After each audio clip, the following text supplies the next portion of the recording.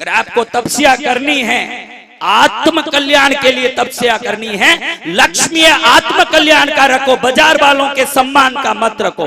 फिर फोन करके अरे भैया ससुराल में बहुत लोग नाराज भी रहा के थारा पीरों बराबर कोई चीज नहीं आई, कोई ढंगू सेवा नहीं हुई हो, बहुत तकलीफ दे रिया है। अरे पीर वालों को तकलीफ दें और हम तपस्या करें, फिर उस तपस्या को क्या करें जिससे कोई रोता हो, हमारी आत्मा हंसे इसलिए तपस्या है, दूसरे रोए इसलिए तपस्या नहीं है। और तपस्या करो तो मन में लड्डू पेड़ा माल मसाला याद आ रहा है मत करो, क्योंकि परमात्मा कहते हैं कि एक उपवास से 17 जन्मों का पाप का क्षय होता है। कितना? लेकिन पारने की चीजों पर आसक्ति रखी 1300 जन्मों का पाप कर्म का बंद होता है। ध्यान रखना, परमात्मा की वाणी है, मेरी नहीं है।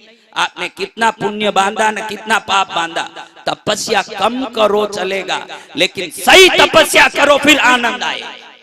संख्या बढ़ाने के लिए समाज में संख्या कितनी तपस्या वही पूरा करने के लिए तपस्या मत करो, आत्म कल्याण के लिए।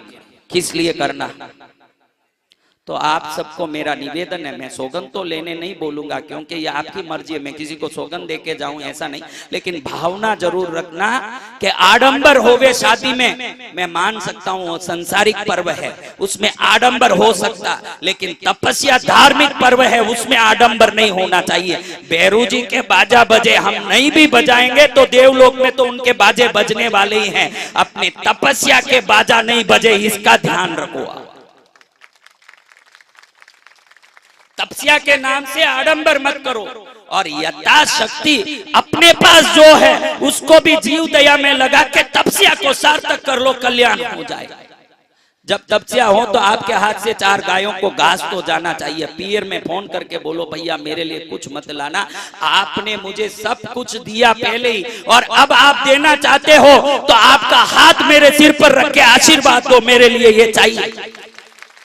अपने माँ बाप से आशीर्वाद लो, जिंदगी भर उनको कुचर कुचर के उनके प्राण मत निकालो। उन्होंने शादी किया तब बहुत कुछ दिया, शक्ति से ज्यादा दिया, और कौन माँ बाप नहीं चाहता कि मेरी बेटी सुखी ना हो, हर माँ बाप की वो कामना है। उनकी आशीर्वाद लोगे तो तपस्या में जो मिला उससे 10 गुना उनके आशीर्वाद से स्वयं मिलेगा, भीख मांगने की जरूरत नहीं। भीख मांगी तपस्या मत करो, फिटकरी घुमाने वाली तपस्या मत करो कि 9 बार फिटकरी घुमाया, 15 बार फिटकरी घुमाया, पानी साफ हुआ कि नहीं है देखो। अगर पानी साफ नहीं हो रहा है तो फिटकरी घुमाना बेकार है। आपका क्रोध कम हुआ क्या?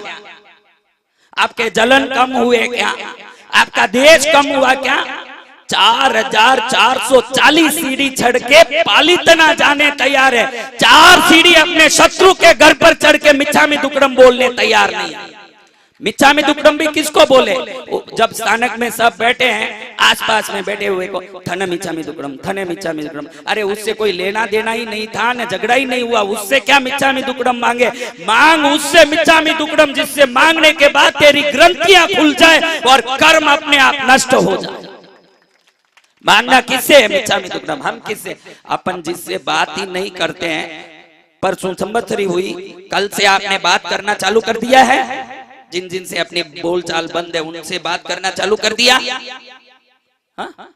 जो जाने नहीं, ये बहन उसके पास बैठी है, ये उधर दर्जी गली में रहती है, नहीं ये उधर बाजार गली में रहती है, दो ही जाने ही नहीं, बात ही नहीं किए, वो उधर स्थानक में बैठ के एक दूसरे को थाने कहीं बोलिया चाले आवे, तुम्हें थाने कहीं बोलिया चालिया तुम। अरे जिससे बोला ही नहीं उससे क्या बोलिया ने क्या चालिया? जिससे बोला चाला उनके पास जाओ, दौड़े दौड़े वर मिच्छामी दुक्कडम करो, महावीर खुश होंगे न जिन शासन खुश होगा।